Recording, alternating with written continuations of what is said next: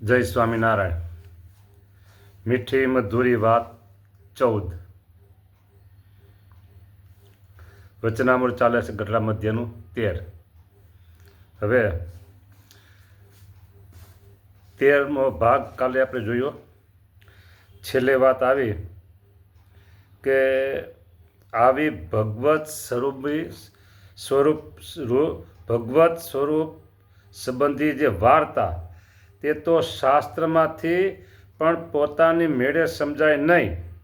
સમજો, પોતાની મેળે સમજાય નહીં. અને સદગ્રંથોમાં આવી વાર્તા તો હોય, પણ જ્યારે સત્પુરુષ પ્રગટ થાય છે ત્યારે તેમના મુખ થકી જ વાત સમજવામાં આવે છે, પણ પોતાના બુદ્ધિ બળે કરીને સદગ્રંથોમાંથી પણ સમજાતી નથી.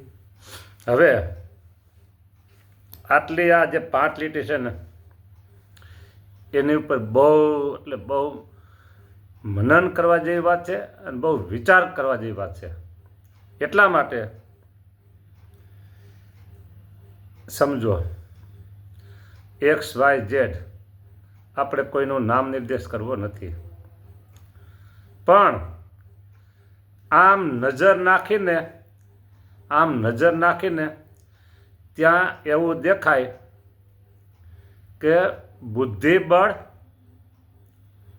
અને પોતાની મેળે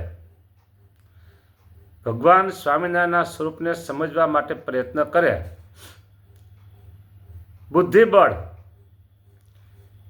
પોતાના બુદ્ધિબળે કરીને પણ શાસ્ત્રમાંથી પણ સમજાતી નથી.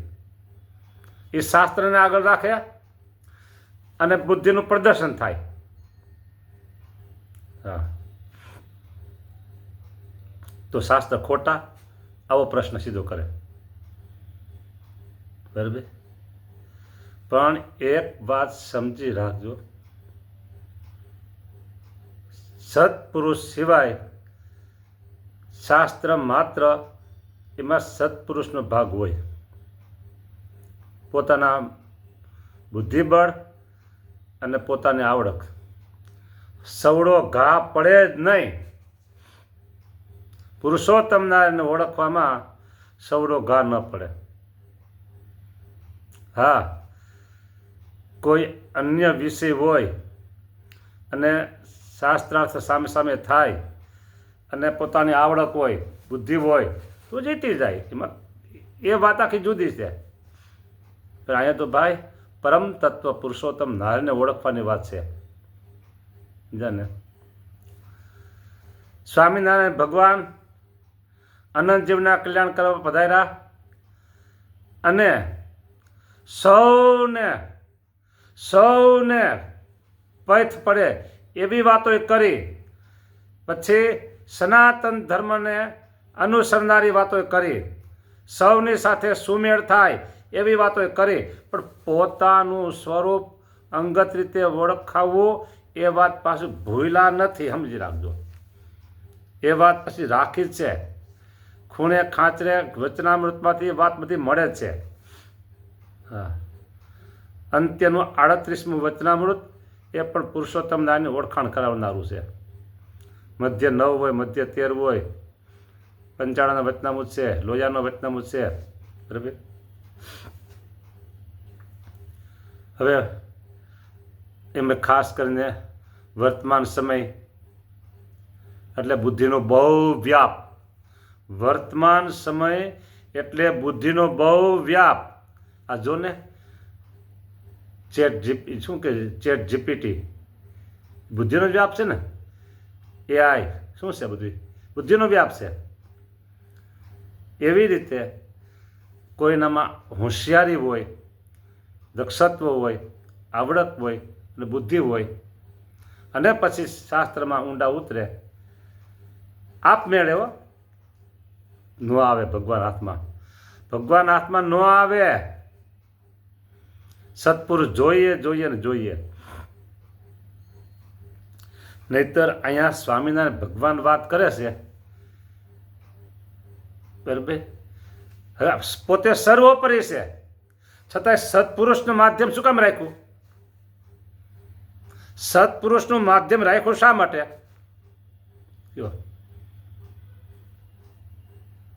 બહુ વિચાર કરવા જેવી વાત છે. એટલા માટે માધ્યમ રાખ્યું છે કે ભગવાન મનુષ્ય રૂપમાં કાયમ હયાત ના હોય અને સત્પુરુષ પૃથ્વી ઉપર કાયમ હયાત હોય. સત્પુરુષ, સત્પુરુષ. હા, પણ એમ નહીં. તમારે મારે વિશે હેત છે એટલે તમે 5 જણા મને એમ કહો કે આ સ્વામી છે ને એ સત્પુરુષ છે. પછી મારા જેવા બીજા કોઈક હોય, એના હેતવાળા હોય, એ એમ કે આ અમારા સ્વામી છે ને એ સત્પુરુષ છે, કા મોટા પુરુષ છે. એટલે થઈ જાય. મને 15 જણા, 5 ને મને 15 જણા મને કહેવા મને હું સત્પુરુષ થઈ જાઉં. હા, ભજન કરો મનો હા થાય. પરમાર્થ અર્થે આવ્યા નિજ સ્વાર્થ નહીં લવલેશ, એવા થકા ભમ્યા ભૂમિમાં આપે જીવને સારો ઉપદેશ. પરમાર્થ અર્થે આવ્યા નિજ સ્વાર્થ નહીં લવલેશ, એવા થકા ભમ્યા ભૂમિમાં એ ભાઈઓ આપે જીવને સારો ઉપદેશ. હા, પૈસાનો સ્વાર્થ ન હોય, વસ્તુ પદાર્થનો સ્વાર્થ ન હોય, પણ અંદર ખાને માન મોટપ પીડા હોય તો એ પરમાર્થ અર્થે નથી આવ્યા.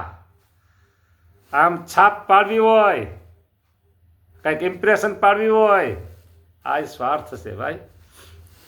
હા, તો એ પરમાર્થ અર્થે નથી આવ્યા ભાઈ, નથી આવ્યા. એ સત્પુરુષમાં ન હાલે ભાઈ, ન હાલે. હા,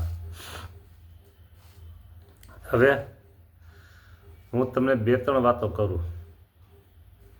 આપણે પહેલી વાત તો ગોપાળાનંદ સ્વામીને કહીએ એટલે તરત જ એમ કે ગોપાળાનંદ સ્વામી આવી વાતો કરી છે, ગોપાળાનંદ સ્વામી આ શાસ્ત્ર રચ્યા છે, તે આપણે ક્યાં ના પાડી છે? હા હા, સાચી વાત છે. કંઈ પણ ગોપાળાનંદ સ્વામીએ મહારાજના પુરુષોત્તમપણાની વાત કરવામાં કચાશ રાખી નથી. બરાબર? સ્વપ્નમાં આવીને કહી ગયા અમારી આ વાત નહીં કરો તો 1000 વર્ષ આના દેહમાં રાખશું. કેવો આના દેહમાં રાખશું.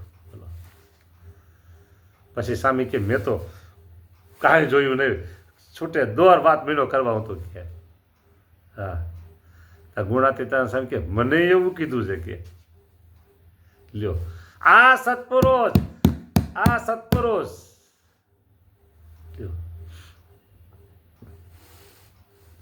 નિષ્કુળાનંદ સ્વામીએ પ્રસંગે પ્રસંગે 2 શબ્દ મૂકી દે.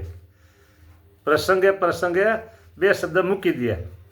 હા, આ વારનો જે અવતાર રે વારે વારે તે નોય થનાર રે, આવ્યા નથી ને આવશું ક્યાંથી રે, એમાં વિચારો ને મન માંથી રે. પૂરું થઈ ગયું. હા, 64 પદીમાં ક્યાંય કીધું છે. બરાબર? અને હરિસ્મૃતિમાં 6ઠી અને 7મી ચિંતામણીમાં હા ક્યાંય સામે કહી દીધું છો. ભક્ત ચિંતામણીમાં મહારાજ બોલ્યા, વડતાલમાં જ્ઞાનબાગમાં સમયા પ્રસંગે મહારાજ બોલ્યા. ભક્ત ચિંતામણી પ્રકરણ 79 ની વાત ઓન ધ સ્પોટ નિષ્કુળાનંદ સ્વામીએ લખી લીધી. બોલો, હવે એની વાત 2 હોય તો આ શિક્ષાપત્રીને આગળ રાખીને આ વાત લેવાય. કઈ ઉત્કૃષ્ટ વચનની વાત લેવાય. જો તમને થોડીક વાત કરું, થોડીક. આ સેવક મોટે ભાગે મહારાજના મહિમાની સ્વરૂપ નિષ્ઠાની ઉપાસનાની વાતો કરે છે, પણ ક્યાંક એવી જગ્યાએ અમારે જવાનું થયું હોય, ક્યાંક એવી જગ્યાએ થવાનું થયું હોય, જવાનું થયું હોય, બરાબર, તો હું પણ વાતો કરું છું. કઈ અવતારોનું પ્રતિપાદન કરી દેવોને પ્રતિપાદન કરીએ, ભગવાનના ભક્ત હોય એનું પ્રતિપાદન કરીએ, કરાય. હા, પણ આપણો મૂળ સિદ્ધાંત એ ચૂકાય નહીં. એમ નિષ્કુળાન સામે બધી વાતો કરી પણ મૂળ સિદ્ધાંત ચૂકા નથી. ગુણાતીતાન સામે મૂળ સિદ્ધાંતની વાતો જોરદાર કરી છે. ગોપાળાન સામે અન્ય વાતો કરી પણ મૂળ સિદ્ધાંત ચૂકા નથી. નિત્યાનંદ સ્વામી જુઓ, સુકાનંદ સ્વામી જુઓ, લઘુવીરજી મહારાજ જુઓ, અચિંત્યાનંદ બ્રહ્મચારી મહારાજ જુઓ, વિહારીલાલજી મહારાજ જુઓ. આ બધાના આ પ્રમાણો, આ બધાના ઉત્કૃષ્ટ વચનો લ્યો તો સ્વામિનારાયણ ભગવાન સર્વોપરી ભગવાન, સ્વામિનારાયણ ભગવાન સર્વ અવતારના અવતારી ભગવાન, પ્રતિપાદન થઈ જાય છે અવતારના અવતારી ભગવાન, સર્વોપરી ભગવાન એ તો પ્રતિપાદન થઈ જાય છે. હાલો, નારદ સનકાદિક બ્રહ્માદિક દેવ તેમની સભામાં પણ નિરંતર આ જ વાતો થાય છે. લ્યો, આ કોણ બોલ્યું છે? સ્વામિનારાયણ ભગવાન બોલ્યા નિરંતર. હવે આમાં બે અર્થ છે. એક તો એની સભામાં આ અને પરોક્ષ સભા. અને આ વાતને પ્રગટ લેવી હોય તો નારદ સનકાદિક જેવા મોટા મોટા સદગુરુઓ, બ્રહ્મ સ્થિતિને પામેલા મોટા મોટા સદગુરુઓ, મૂર્તિ સ્વરૂપે વર્તનારા મોટા મોટા સદગુરુઓ, એ પાસે આ વાર્તા થતી હોય છે. આ પ્રગટનો અર્થ છે, પેલો પરોક્ષનો અર્થ છે. માટે શાસ્ત્રમાંથી પોતાની મેળે સમજાય નહીં. આજકાલના નવા ઊભા થયા હોય, વેદાંત આચાર્ય થયા હોય કે પછી ડબલ ગોલ્ડ મેડાલિસ્ટ થયા હોય, પણ આમાં એ કામ ન કાઢી શકે. લેવી પડે મદદ, મોટા સત્પુરુષની મદદ લેવી જ પડે તો જ આ કામ થાય. પણ પોતાના બુદ્ધિ બળે કરીને શાસ્ત્રમાંથી પણ સમજાતી નથી. જય સ્વામિનારાયણ. રાજી આનંદમાં મોજમાં રહેવાનું અને લોજમાં લેવાનું, મોજમાં, બરાબર. અને મહારાજની વાત બળભરી કરવાની, ને બળભરી ન કરી શકો તો બંધ મહારાજની મૂર્તિનું બળ રાખવાનું. બસ આપણે કેવા માર્ગદર્શન મળ્યા છે, શું કામ બીજે જઈએ? હવે બસ નહોતી દીઠી નહોતી સાંભળી પ્રગટાવી એવી પુરુષોત્તમ પ્રગટી છે. સ્વામિનારાયણ ભગવાનની જય.